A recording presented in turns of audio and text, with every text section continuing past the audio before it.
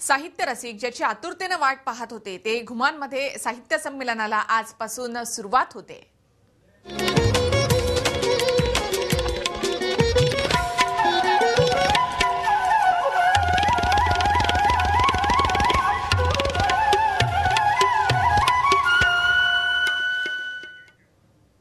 अखेर 56 तासानंतर साहित्यप्रेमींची रेल्वे अखेर घुमानमध्ये पोहोचली।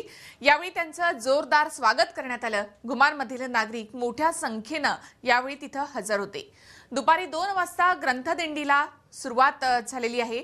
रेल्वेला झालेला उशीर आणि पावसाळी वातावरण त्यामुळे संमेलनामध्ये थोडासा निरुत्साह निर्माण झाला होता। मात्र रेल्वे पोहोचल्यानंतर साहित्यप्रेमींचं जोरदार स्वागत करण्यात आलं।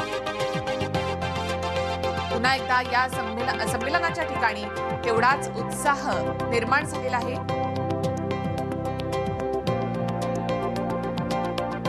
व्यासपीठाला सुद्धा लाल बाल पाल असं नाव देण्यात आलेलं आहे। महाराष्ट्रातून सुद्धा बरेचसे साहित्यिक जे आहेत ते या ठिकाणी पोहोचलेले आहेत।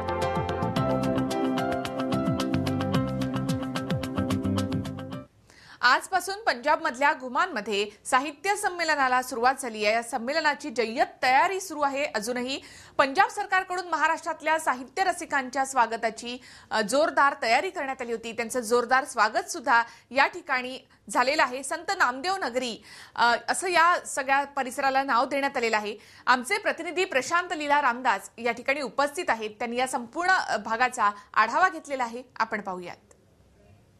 अखिल भारतीय मराठी साहित्य संमेलनाचं उद्घाटन या सभागृहात होणार आहे। त्याची तयारी द्यायची शेवटच्या टप्प्यात आहे। ज्या पद्धतीने ते पंजाब सरकार आणि महाराष्ट्र सरकारच्या वतीने आणि अखिल भारतीय खास करून साहित्य महामंडळाच्या वतीने आणि सरहद या दोघांच्या वतीने हे अखिल भारतीय साहित्य संमेलन आयोजित करण्यात येत आहे। एक लाल बाल पाल असे व्यासपीठ तयार करण्यात आलेलं आहे।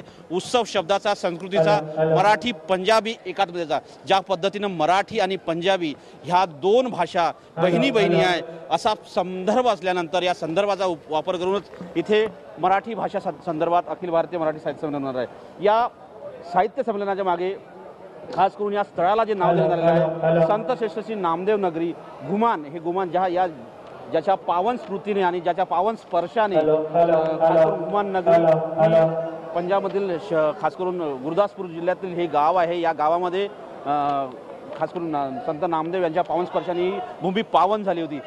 असा एक भरघोस कार्यक्रम शेवटी जो समारोपाचा कार्यक्रम होणार आहे तो मुख्यमंत्री देवेंद्र फडणवीस राज्याचे आहेत त्यांच्या उपस्थितीत होणार आहे। विनोद तावडे सुद्धा येणार आहेत आणि त्यानंतर प्रोफेसर रमान राही आपल्याला माहीतच आहे ज्ञानपीठ पुरस्कार विजेते आहेत आणि त्यानंतर जतींदर पन्नू हे संपादक आहेत नवा जमानाचे, जे पंजाबी एक मोठं वर्तमानपत्र आणि डॉक्टर सदानंद मरे संमेलनाध्यक्ष आहे। महत्त्वाचं म्हणजे या कार्यक्रमासाठी सरहदने पूर्ण आपली ताकद लावलेली आहे आणि या कार्यक्रमाचे अध्यक्ष जे असणार आहे स्वागताध्यक्ष आहे ते भारत देसरडा आहे। एक असं म्हणता येईल संपूर्ण पंजाबी कल्चरला मराठी कल्चर आणि पंजाबची संस्कृती आणि मराठी संस्कृती यांचा दुवा निर्माण करण्यासाठी अखिल भारतीय साहित्य संमेलनाकडे बघण्याची गरज आहे।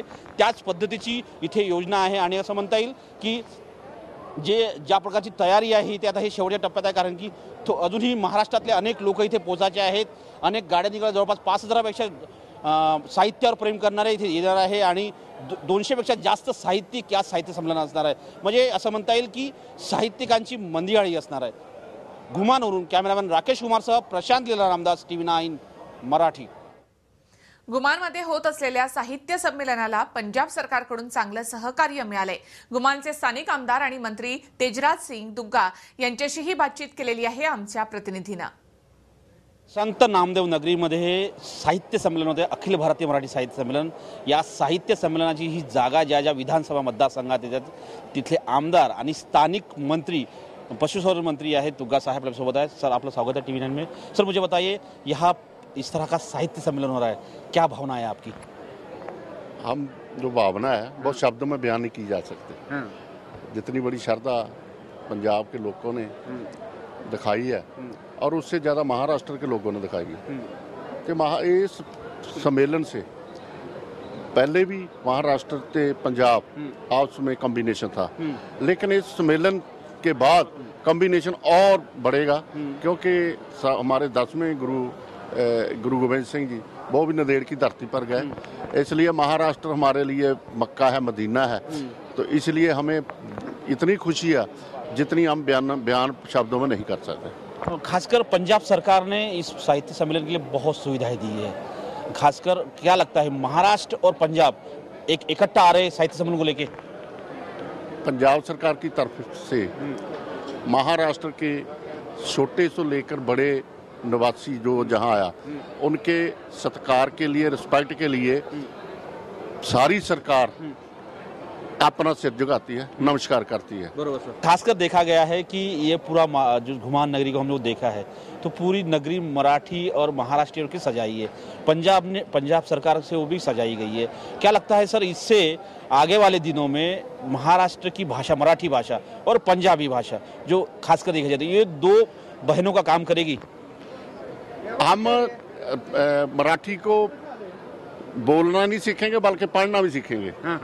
तो जब हम महाराष्ट्र में जाएंगे नांदेड़ साहब के दर्शन करने, तो हमें फख्र होगा, गर्व होगा कि हम मराठी भाषा में बोल सकते हैं, पढ़ सकते हैं, लिख सकते हैं। धन्यवाद। येथे राज्याचे पंजाब राज्याचे पशुसंवर्धन मंत्री तुगा साहेब यांनी स्पष्ट सांगितलंय की आम्ही मराठी शिकू, मराठी वाचू आणि मराठी बोलू जेव्हा आम्ही नांदेडला जाऊ। घुमानवरून कॅमेरामॅन राकेश कुमार सह प्रशांत रामदास, TV9 मराठी।